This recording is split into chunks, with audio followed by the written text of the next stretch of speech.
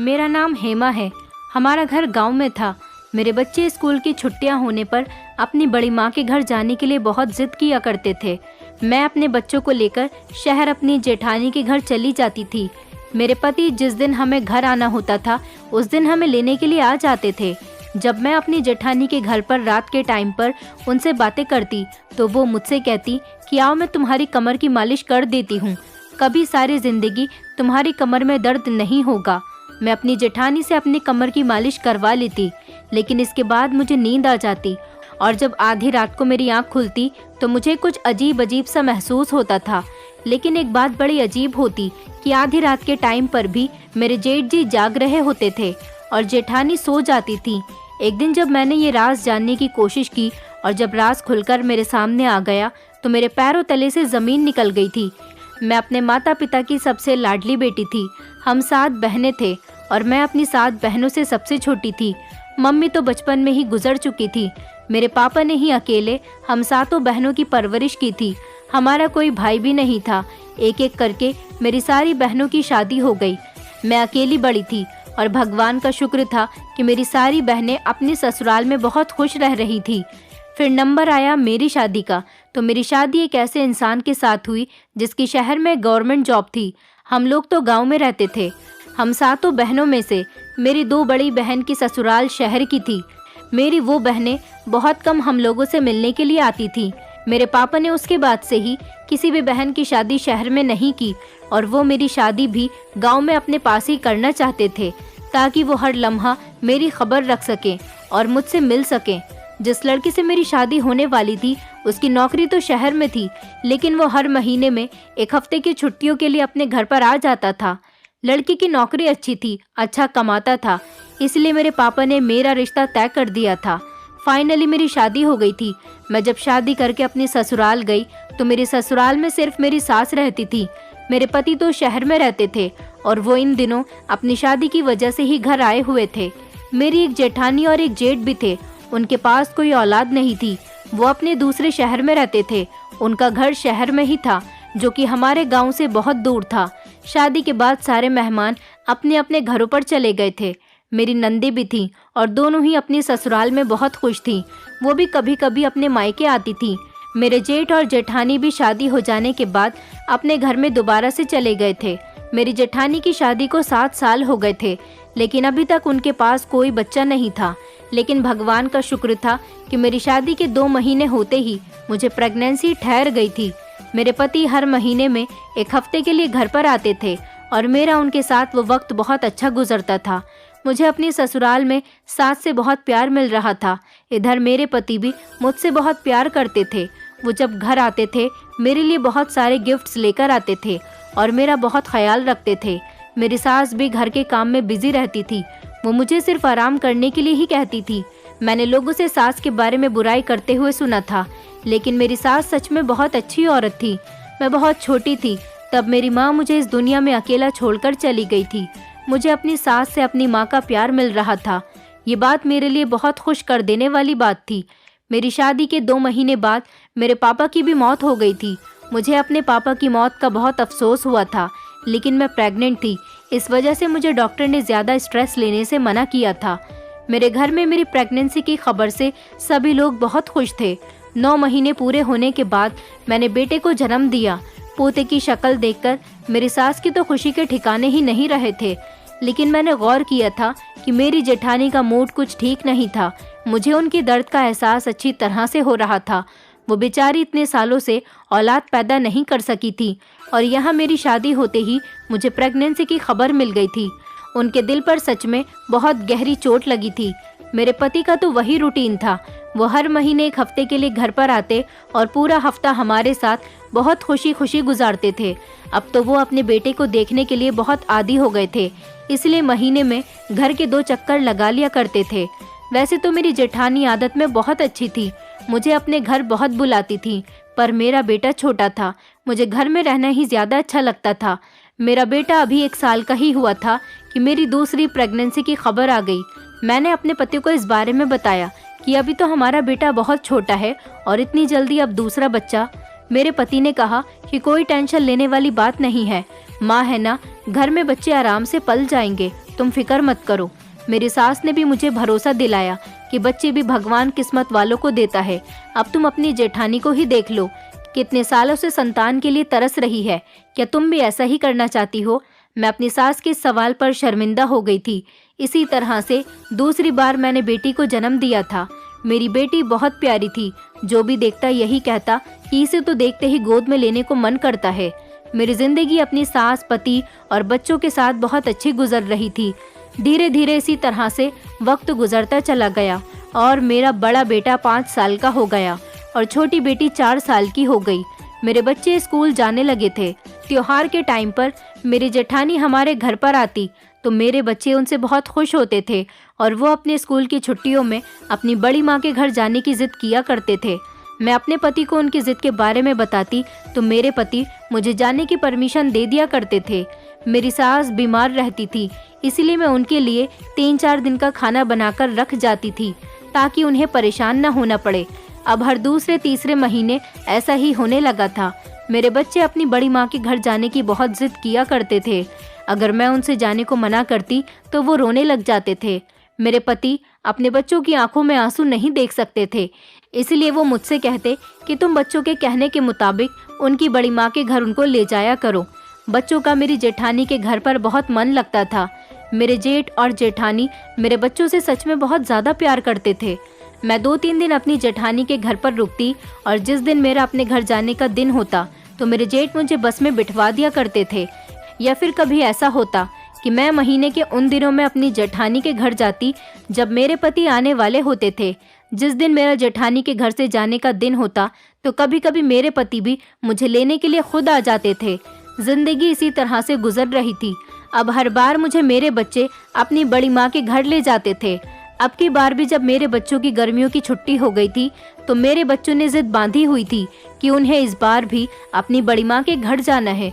वो अपनी छुट्टियां उनके घर ही गुजारना चाहते थे, लेकिन इस बार न जाने मेरी सास को क्या हो गया था।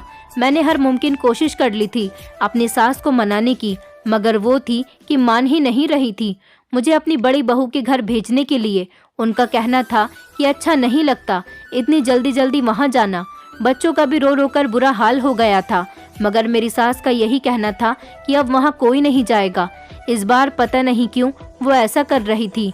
हर बार तो वो हमारे जाने पर बहुत खुश होती थी और मुझे भी कहा करती थी कि बच्चों के बिना रोए ही उनको ले जाया करो। मुझे कुछ भी समझ में नहीं आ रहा था कि मेरी सास ऐसा क्यों कर रही थी। पहले तो वो मुझे फौरन भेज देती थी, लेकिन अब तो वो मेरी जेठानी के नाम से भी बहुत चिढ़ रही थी और बच्चों को भी डांट दिया करती थी कि आज के बाद वहाँ पर कोई नहीं जाएगा। मैंने बच्चों का रोना देखते हुए ज्यादा अपनी सास से जाने की जिद की तो उन्होंने कहा बस खामोश रहो। मैंने कहा ना कि तुम इस बार बच्चों को लेकर वहाँ पर नहीं जाओगी तो बस नहीं जाओगी। बच्चों को समझा दो कि अब मैं उनके मुंह से वहाँ जाने का नाम न सुन लूँ। ये न हो कि अब की बार मुझे तुम्हें समझाने के लिए कोई और तरीका अपनाना पड़े। तुम बच्चों की माँ हो, तुम ही उनको समझा सकती हो। मैंने हर तरीके से कोशिश कर ली कि वो मुझे वजह तो बता दें, लेकिन मेरी सास ने मुझे कुछ भी नहीं बताया। बस उनके मुंह से तो यही रट लगी हुई थी कि तुम बच्चों को लेकर वहाँ नहीं जाओगी। मैंने अपने पति को जब ये बात बताई तो उन्होंने अपनी माँ से फ़ोन पर बात की। उनकी माँ अपने बेटे से भी फ़ोन पर बहुत लड़ रही थी। इधर बच्चे फ़ोन पर अपने पापा से भी रो रो कर जिद कर रहे थे। उन्होंने भी अपनी मम्मी से कहा आखिर ऐसा भी क्या हो गया जो आप इतना ज़्यादा गुस्सा कर रही हो। उन्होंने अपने बेटे को भी डांट दिया था। मेरी सास की बातों से तो ऐसा लग रहा था जैसे हम लोगों ने उनकी बहू के घर जाने की बात नहीं की हो, बल्कि कोई बहुत बड़ी गलती कर दी हो। मुझे उनके बदलते हुए अंदाज की ना तो कोई वजह पता चल रही थी और ना ही मुझे कुछ समझ आ रही थी। बच्चे तो रो धोकर सो गए थे। मैंने एक बार फिर से ये जानने की कोशिश की और अपनी सास से पूछा था कि माँ जी, इसमें जिद करने वाली क्या बात है? बच्चे जाना चाहते हैं और आज वो बहुत ज़्यादा रोए हैं। हर बार तो मैं बच्चों के साथ वहाँ पर जाती हूँ ना, तो अब की बार ऐसा क्या हुआ जो आप वहाँ का नाम लेने पर भी इतनी ज़्यादा गुस्सा दिखा रही हो? मैं भी बच्चों की ऐसी हालत देखकर अपनी सास के सामने डटकर खड़ी हो गई थी। मुझसे अपने बच्चों की आंखों में आंसू नहीं देखे जाते थे। मैं और मेरे पति अपने बच्चों की हर डिमांड को पूरा करते थे। मैंने अपनी सास को बच्चों की खुशी का वास्ता दिया। बच्चे मेरी सास की सबसे बड़ी कमजोरी थे। मैं बच्चों का वास्ता देकर इस बात का फायदा उठा लिया करती थी इससे पहले भी कई बार मैंने अपनी सास को बच्चों का वास्ता देकर उनसे कई बार अपनी बात को मनवाया था, और इस बार तो मैं बच्चों के लिए ही ये कदम उठा रही थी। दरअसल मेरे बच्चों को अपनी बड़ी माँ के घर जाना इसीलिए अच्छा लगता था क्योंकि उनका घर हमारे घर से बहुत बड़ा था। मेरे जेठ का बिजनेस बहुत अच्छा था, वो शहर में अच्छी पोस्ट पर लगे हुए थे। उनका घर भी हमारे घर से बहुत बड़ा था। मेरे जेठ ने हमारे घर से अपना हिस्सा ले लिया था। अब उनका हमारे घर से कोई मतलब नहीं बनता था। इतना सब कुछ होने के बावजूद भी उनके पास कोई औलाद नहीं थी। वो दोनों पति पत्नी ही मेरे बच्चों से बहुत प्यार करते थे। मेरे बच्चों को उनके प्यार की आदत हो गई थी।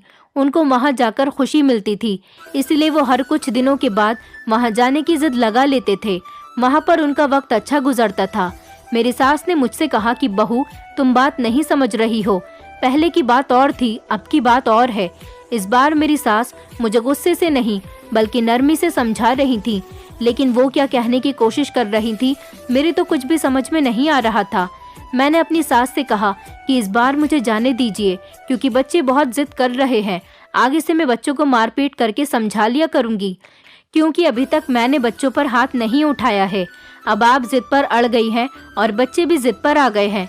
मैं आपके साथ तो कुछ नहीं कर सकती, पर बच्चों पर तो हाथ उठा सकती हूँ, इसलिए अब की बार मैं ऐसा ही करूँगी। मेरी ये बात सुनकर मेरी सास की आंखों में आंसू आ गए। उन्होंने कहा कि चलो तुम्हारी मर्जी है, तुम जैसा चाहो वैसा करना। अगर तुम चाहो तो जा सकती हो, लेकिन प्रार्थना करना कि भगवान कभी तुम्हारे साथ कुछ गलत न करे, तुम्हारी और तुम्हारे बच्चों की उम्र लंबी करे। ये कहते हुए मेरी सास अपने कमरे में चली गई थी। उन्होंने कह दिया था कि तुम जाना चाहो तो जा सकती हो, मैं अब तुम्हें नहीं रोकूंगी। सुबह के टाइम पर बच्चे भी अपनी दादी को मनाने के लिए उनके कमरे में गए तो मेरी सास ने उनके सर पर हाथ रखते हुए कहा, ठीक है, तुम लोग चले जाओ। बच्चे उनकी ऐसी बात कहने पर बहुत ज़्यादा खुश हो गए थे।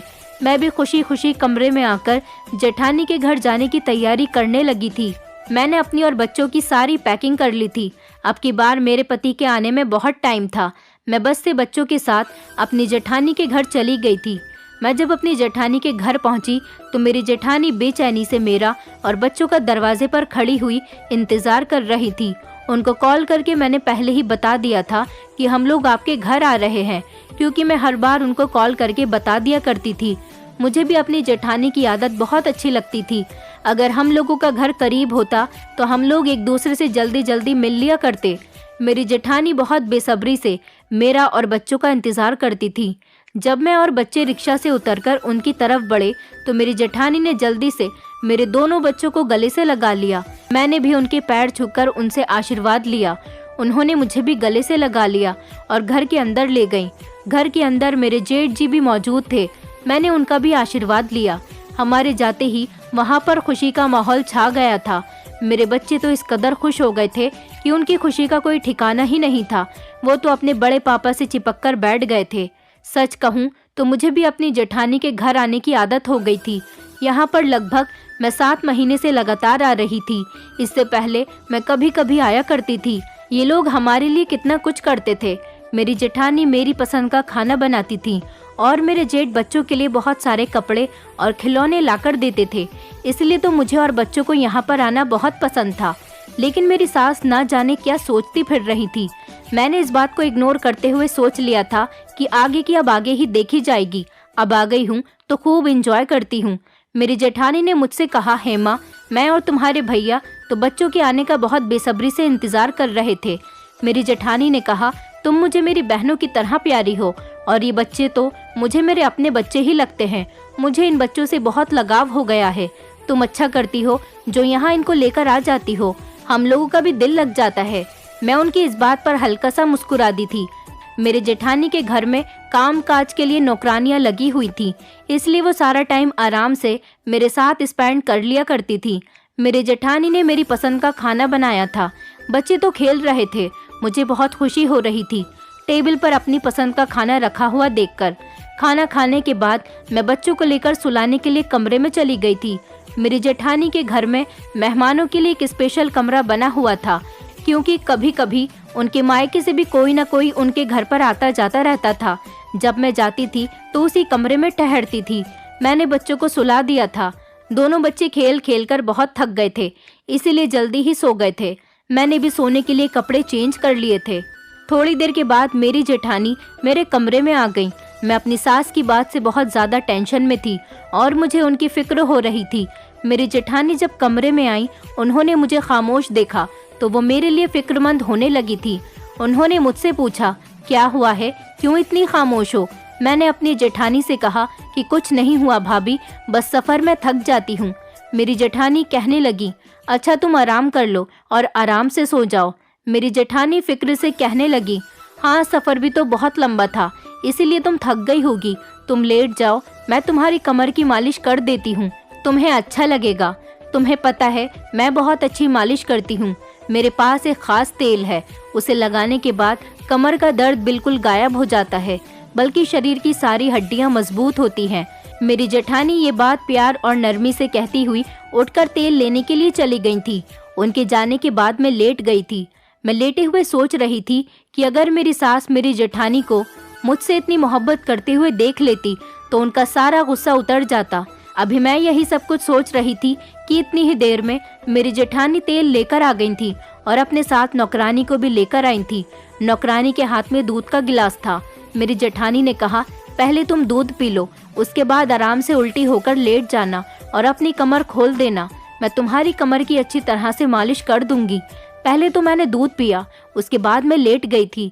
मेरी जेठानी ने मालिश करना शुरू कर दिया था। उनके हाथों में सच में जादू था। मुझे बहुत सुकून मिल रहा था। बच्चे मेरे करीब ही लेटे हुए सो रहे थे। मेरी जेठानी मालिश करते हुए मुझसे सवाल करने लगी, तुम्हें यहाँ आने से माँ जी तो नहीं रोकती ना? मैं थोड़ी देर के लिए उनके सवाल पर खामोश हो गई थी और कंफ्यूज हो गई थी कि इस बार माँ जी का मुझे रोकना आज पहली बार, मेरी जेठानी का मुझसे ये सवाल करना, क्या इन बातों का कोई कनेक्शन है? इस बारे में तो मुझे कुछ भी नहीं पता था। मैंने अपनी जेठानी से कहा, नहीं तो भला वो मुझे यहाँ आने से क्यों रोकेंगी? आज तक उन्होंने मुझे कभी नहीं रोका, तो अब क्यों वो आने से मना करेंगी? मैंने अपनी जेठानी से शर्मिंदा होकर उनसे झूठ बोला था। आखिर मैं उनको क्या बताती कि इस बार माँ जी कितना भड़क रही थी हम लोगों के यहाँ आने पर। मेरे झूठ पर मेरी जेठानी का चेहरा भी खुशी से चमक उठा था। मैं नहीं जानती थी कि इस बार सास मुझे यहाँ आने से क्यों मना कर रही थी। मैं ये बात बताकर अपनी जेठानी का दिल नहीं दुखाना चाहती थी, लेकिन मुझे कुछ तो अजीब लग रहा था।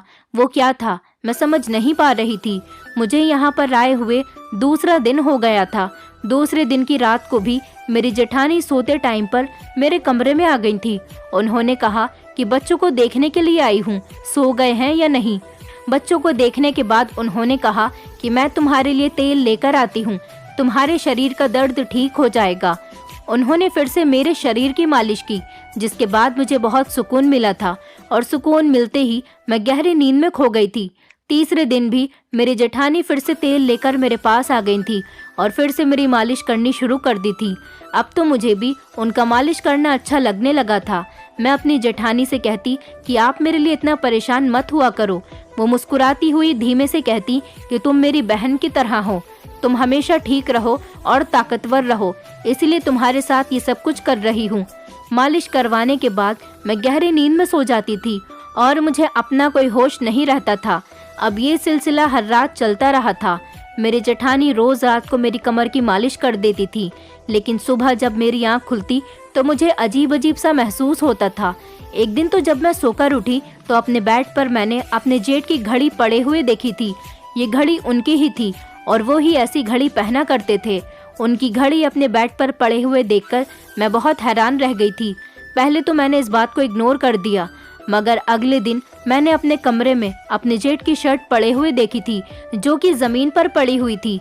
अब मेरे दिल में डर बैठता जा रहा था, क्योंकि जब मैं रात को सोती तो वहाँ पर कोई सामान मौजूद नहीं होता था। सुबह जागती तो मुझे 2 दिन से ये चीज़ें मिल रही थी। बच्चे भी मेरे सोने से पहले सो जाते और मेरे जागने के बाद ही जागते थे। तो फिर मेरे जेठ का ये सामान इस कमरे में कैसे आ रहा है? मुझे बहुत टेंशन होने लगी थी। मुझे यहाँ पर रहते हुए 5 दिन हो गए थे। आज मेरा 6ठा दिन था। आज रात भी मेरे साथ कुछ ऐसा ही हुआ था।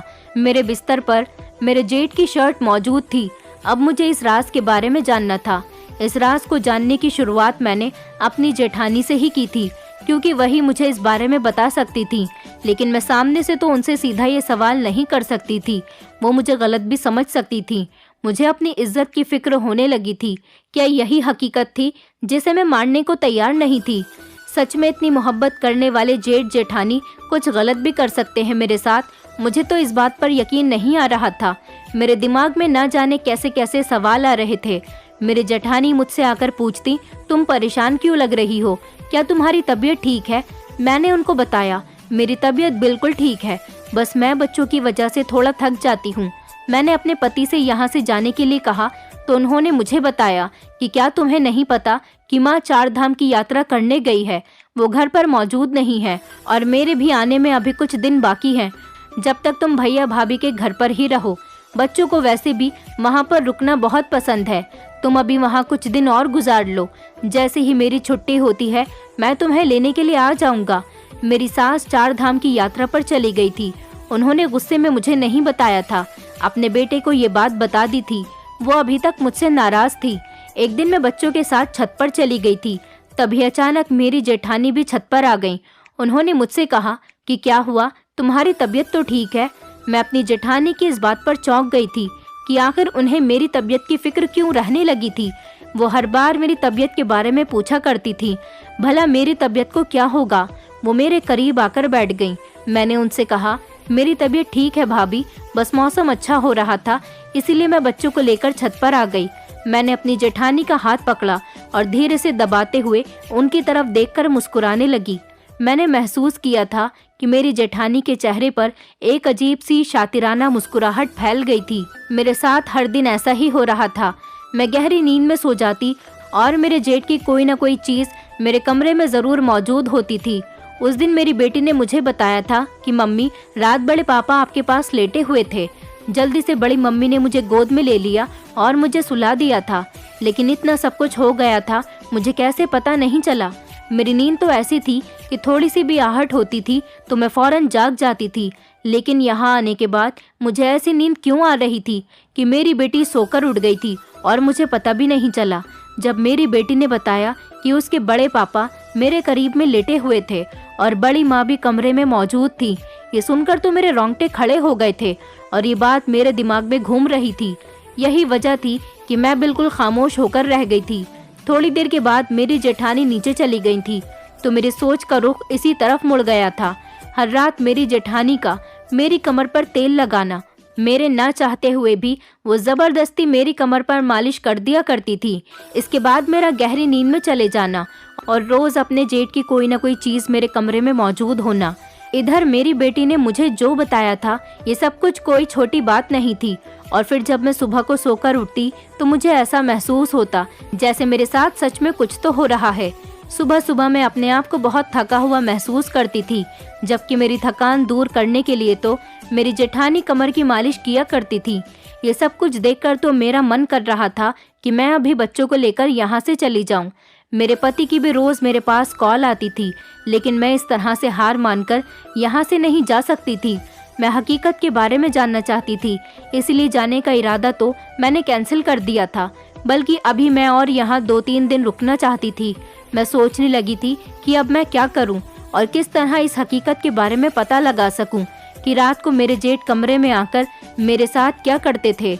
अगर मैं अपनी जेठानी से कुछ कहती तो बदनामी मेरी भी होती, इसलिए डर की वजह से मैंने किसी से कुछ नहीं कहा था। मेरी सोचें भटक भटक कर रात वाले हादसे पर जा रही थी। मैं तभी अपनी जगह से उठी और बच्चों को लेकर छत से नीचे आ गई थी। जब मैं छत से उतरकर कमरे की तरफ जा रही थी तो सामने से मेरे जेठ मुझे आते हुए नजर आए थे। उनकी नज़र जैसे ही मुझ पर पड़ी तो मुझे देखते ही उन्होंने अपनी नज़रों को नीचे कर लिया था। वो तो मेरे पास से गुजरे, मगर उन्होंने मेरी तरफ देखा तक नहीं था। उनकी इस हरकत पर मैं और भी ज्यादा उलझ गई थी। रात को मेरे कमरे में आने वाला इंसान सारा दिन सामने नहीं आता। आखिर ये सब कुछ क्या चल रहा था? ये मेरे साथ क्या हो रहा था? मुझे कुछ भी समझ में नहीं आ रहा था। मेरे सर में बहुत तेज दर्द होने लगा था। मैं अपने सर को दबाते हुए वहीं पर बैठ गई थी। इतना सोचने के बाद भी मुझे एक भी बात समझ नहीं आ रही थी। मैं हौसला करती हुई कमरे के अंदर चली आई थी। बच्चे बाहर ही खेल रहे थे। मैंने कमरे में बैठे बैठे एक प्लान तैयार किया था और इस पर कंसंट्रेट करने के लिए रात का इंतजार करने लगी थी। शाम हुई तो मैं फ्रेश हो गई थी, कमरे से बाहर आई तो मेरे जेठ जेठानी खाने की टेबल पर बैठे हुए मेरा इंतजार कर रहे थे। मुझे आता हुआ देखकर मेरी जेठानी ने मुस्कुराते हुए कहा, आओ बैठ जाओ, बच्चों को मैं खाना खिला चुकी हूँ, तुम आराम से बैठकर खाना खा लो। मैं अपनी जेठानी के करीब वाली कुर्सी पर जाकर बैठ गई थी। आज मैं हमेशा की तरह उनके साथ अच्छा बिहेव कर रही थी ताकि इनको पता न चल जाए कि मुझे इन दोनों पति पत्नी पर शक होने लगा है। मुझे अपने जेठ की शक्ल देखकर बहुत गुस्सा आ रहा था। मुझे सच तक पहुंचना था, इसलिए मुझे इनके साथ अच्छा ही बनकर रहना था। मेरा खाना खाने का थोड़ा सा भी मन नहीं कर रहा था, मगर सबको दिखाने के लिए बुरे दिल से खाना खाने लगी थी। मेरी जेठानी मेरी तरफ देखकर कहने लगी, तुम्हारी तबीयत तो ठीक है ना? वो ये बात भी मुझसे कई बार पूछ चुकी थी। कहने लगी, मतलब तुम्हें चक्कर वगैरह तो नहीं आ रहे ना? मैंने अभी खाना खाना शुरू ही किया था। मैंने अपनी जेठानी से कहा, मेरे साथ ऐसा कुछ नहीं हो रहा, मेरी तबीयत बिल्कुल ठीक है। मुझे हर बार उनकी इस बात का मतलब समझ नहीं आ रहा था। खाना खाने के बाद मैं बच्चों को लेकर कमरे में उन्हें सुलाने के लिए चली गई थी। थोड़ी देर के बाद बच्चे भी सो गए थे। अब मैं अपनी जेठानी के कमरे में आने का इंतजार करने लगी थी। कुछ देर के बाद ही मेरी जेठानी कमरे का दरवाजा खोलकर अंदर आ गई थी और सीधा मेरे पास आकर बैठ गई थी। रोज के मुताबिक मेरी जेठानी मेरे लिए दूध का गिलास लेकर आई थी और साथ में मालिश करने के लिए तेल भी लेकर आई थी। मैंने दूध तो नहीं पिया था, बहाना कर दिया था कि मेरा दूध पीने का मन नहीं है, लेकिन आज मैंने जिस तेल से वो मालिश किया करती थी उस तेल को बदल दिया था। वो मेरे बदले हुए तेल से मालिश करने के बाद कमरे से चली गई थी। मैंने उनके जाते ही अपनी कमर को साफ कर लिया था। मैं नींद में धीरे धीरे जाने लगी थी, लेकिन मैंने खुद को संभाल लिया था। आज मेरे जेठ की तबीयत खराब हो गई थी और मैं सारी रात जागती रही, पर वो कमरे में नहीं आए और मुझे नींद भी नहीं आई थी। आज का मेरा प्लान तो फ्लॉप हो गया था, क्योंकि मेरे जेठ को बहुत तेज बुखार आ गया था। इस बात का मुझे जब पता चला, जब मैं कमरे से बाहर देखने के लिए गई कि बाहर का माहौल कैसा है। मुझे अपनी जेठानी के कमरे से आवाज़ आ रही थी कि मेरे जेठ दवाई मांग रहे थे। कह रहे थे, मुझे बहुत तेज बुखार आ रहा है। मेरी जेठानी बाहर निकलकर फर्स्ट एड बॉक्स से दवाई निकालने के लिए आई थी। मैं उन्हें देखते ही फौरन छुप गई। मेरा प्लान भले ही फ्लॉप हो गया था, लेकिन ये बात मैं अच्छी तरह से समझ गई थी कि उस तेल में ही कुछ गड़बड़ थी। आज तेल बदलने से मुझे नींद नहीं आई थी। कल भी मैं ऐसा ही करूँगी, और ऐसा ही हुआ। दूसरा दिन जब निकला तो मैंने अपनी जेठानी के कमरे में चोरी चुपके जाकर फिर से वो तेल बदल दिया। मुझे पता था कि रात को जब वो आएंगी तो यही तेल लेकर आएंगी और इसी से ही मेरी मालिश करेंगी। अगले दिन रात को मैं फिर से अपनी जेठानी के कमरे में आने का इंतजार कर रही थी। मेरी जेठानी ने मुझे दूध का गिलास दिया तो मैंने उनसे कहा, मैं बाद में पी लूंगी। ये कहते हुए पहले मैंने उनसे अपनी कमर की मालिश करवा ली। वो जब कमरे से चली गई तो मैंने मौका पाते ही दूध बाथरूम में जाकर फेंक दिया और मैं इस तरह से लेट गई जैसे मैं बहुत गहरी नींद में सो चुकी हूँ। कुछ ही देर गुजरी थी, मुझे एहसास हुआ जैसे कोई दरवाज़ा खोलकर कमरे में आया है। कमरे के अंदर और कोई नहीं बल्कि मेरी जेठानी ही आई थी। बहुत ही ध्यान से उन्होंने मुझे देखा कि मैं सो गई हूँ या नहीं। मुझे सोता हुआ देखकर मेरी जेठानी कमरे से बाहर निकल गई। मैं खामोशी से अपनी जगह पर लेटी रही थी। रात धीरे धीरे से गुजर रही थी। तभी मेरी आंखों ने जो देखा, मुझे इस पर यकीन ही नहीं आया था। मेरी सांस तो अटक कर रह गई थी। ये सब देखकर मैं शॉक में रह गई थी। अब की बार जो इंसान कमरे में आया था, उसकी आवाज़ सुनकर मुझे अपने कानों पर विश्वास नहीं हो रहा था। मेरे जेठ जेठानी दोनों ही कमरे में मौजूद थे और वो दोनों जिस तरह की बातें कर रहे थे उसे सुनकर मेरे रोंगटे खड़े हो गए थे। मैं जो सुन चुकी थी वो सब सच था। ऐसा कैसे हो सकता था? क्या लोगों के इतने चेहरे भी होते हैं? मैं हैरान रह गई थी। मुझे आज समझ आ गया था कि मेरी सास जो मुझे यहाँ आने के लिए इस बार रोक रही थी, उनका ये मकसद था मुझे रोकने का। मेरे दिमाग में मेरी सास की सारी बातें घूम रही थी। मुझे उनके चेहरे की फिक्र और परेशानी अब समझ आ गई थी। मुझसे उन लोगों की बातें बर्दाश्त नहीं हुई और मैं फौरन गुस्से में उठकर खड़ी हो गई, क्योंकि मैं बहुत मुश्किल वक्त से गुजर रही थी। उधर मेरी सास मेरे लिए प्रार्थना करने के लिए 4 धाम की यात्रा करने गई हुई थी। मेरी जेठानी अपने पति को कमरे में लेकर आई थी। उन्होंने अपने पति से कहा, देखो तुम रोज यहाँ इसके साथ रात गुजारते हो, इसके बावजूद भी अब तक ये प्रेग्नेंट क्यों नहीं हुई? जबकि ये अपने पति से तो 2 महीने बाद ही प्रेग्नेंट हो गई थी और इसने 2 बच्चों को भी पैदा किया है। अब ये 1-2 दिन के बाद हमारे घर से चली जाएगी। मैं चाहती थी कि ये जल्दी ही प्रेग्नेंट हो जाए।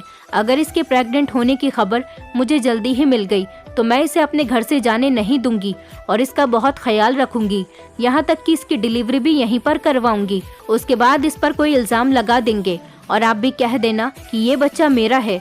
हम इसके पति को यकीन दिला देंगे कि तुम दोनों का अफेयर चल रहा है और बच्चा लेने के बाद आप इसको घर से निकाल देना। फिर ये जहाँ चाहे वहाँ जाए, हमें इसकी कोई परवाह नहीं। हमारे पास तो हमारा बच्चा आ जाएगा। वैसे भी हमने ये सब कुछ बच्चे के लिए ही तो किया है। अब मुझसे सब्र नहीं हो रहा था। जल्दी ही तुम अपना काम पूरा करो ताकि हम अपने प्लान में कामयाब हो सके। मेरे जेठ कहने लगे, मैं तो रोज इसके साथ रात गुजारता हूँ, पता नहीं कैसे ये अभी तक प्रेग्नेंट नहीं हुई, जबकि डॉक्टर ने चेकअप करने पर तुम्हारे अंदर कमी बताई है। मेरे अंदर नहीं, मैं तो बिल्कुल ठीक हूँ। तो फिर ये अभी तक मेरे बच्चे की माँ क्यों नहीं बन रही? अब मैं समझ गई थी कि आखिर इन दोनों पति पत्नी का बिहेवियर मेरे और मेरे बच्चों के साथ इतना ज्यादा अच्छा क्यों रहता था, क्योंकि ये लोग अपने मतलब के लिए ही मुझसे अच्छा बिहेवियर रखते थे। इसका मतलब साफ था कि मेरी सास को पहले ही इन दोनों की नीयत पर शक था, तभी तो इस बार वो मुझे यहाँ आने नहीं दे रही थी। मैं इस बात पर बहुत रोई थी। आज मेरा यकीन खून के रिश्तों पर से उठ गया था। ये बात सच थी कि मेरी जेठानी और जेठ के दिल पर बच्चों को लेकर बहुत बुरा असर पड़ रहा था। लेकिन क्या उनका ये सब करना ठीक था कि उन्होंने अपनी हवस का निशाना मुझे बनाया? उन्होंने इस बारे में नहीं सोचा कि उनके ऐसा करने से मेरा घर भी बर्बाद हो सकता है। वो लोग मेरे पति के दिल में ये सब डालना चाहते थे कि मेरा अपने जेठ के साथ अफेयर चल रहा है और अगर मैं प्रेग्नेंट हो जाती तो वो बच्चा पैदा होने के बाद खुद ले लेते, और बाद में अगर मैं इस बात पर किसी को यकीन दिलाने की कोशिश भी करती कि मेरे जेठ के साथ अफेयर नहीं चल रहा, तो उनके पास पक्का सबूत है। वो लोग डीएनए टेस्ट की रिपोर्ट भी तो करवा सकते थे, क्योंकि वो बच्चा तो सच में मेरे जेठ का ही होता। ये सारी बातें जानने के बाद मेरे पति मुझे छोड़ देते और मैं बेसहारा हो जाती। भगवान का शुक्र था कि मैं अपने जेठ से प्रेग्नेंट नहीं हुई थी, वरना तो मेरी जिंदगी में बहुत सारी मुसीबतें मेरा इंतजार कर रही होती। मुझे खुद से नफरत होने लगी थी और अपने जेठ जेठानी की मोहब्बत ने मेरी आंखों पर पट्टी बांधी थी। मैं बेवकूफ़ थी कि अपनी सास के इतना समझाने के बावजूद भी जिद करके इनके घर पर आ गई थी।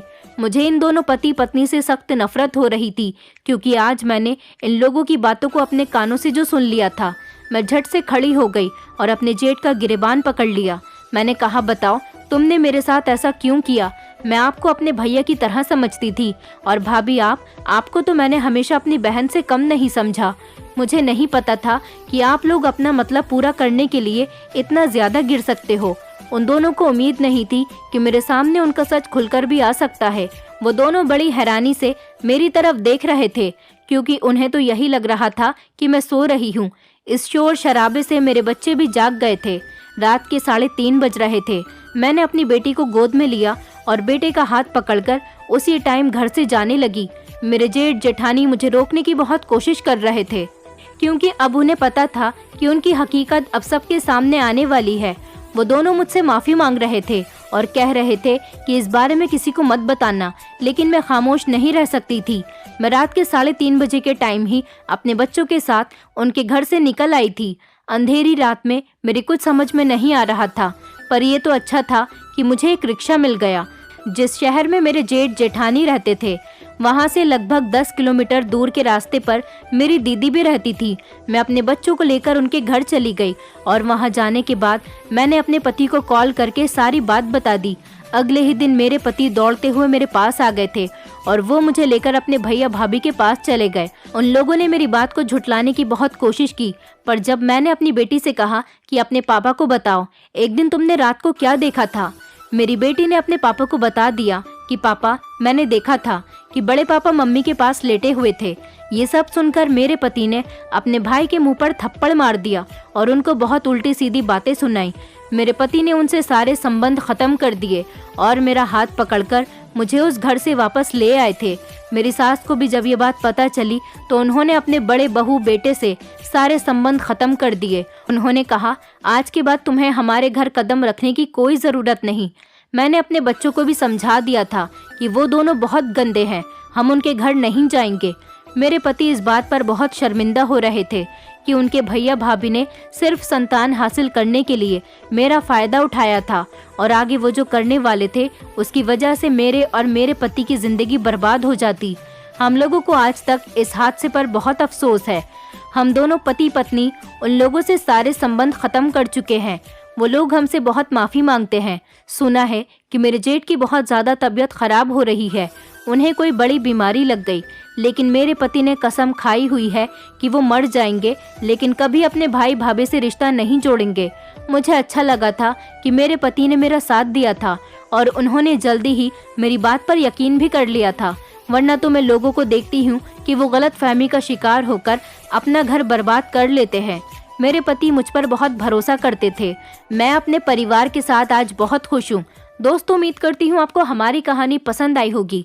कहानी पसंद आई है तो वीडियो को लाइक करें, चैनल पर नए हैं तो चैनल को सब्सक्राइब करें और हाँ, नोटिफिकेशन बेल को ज़रूर दबाएं ताकि अगली अपडेट सबसे पहले आपको मिले।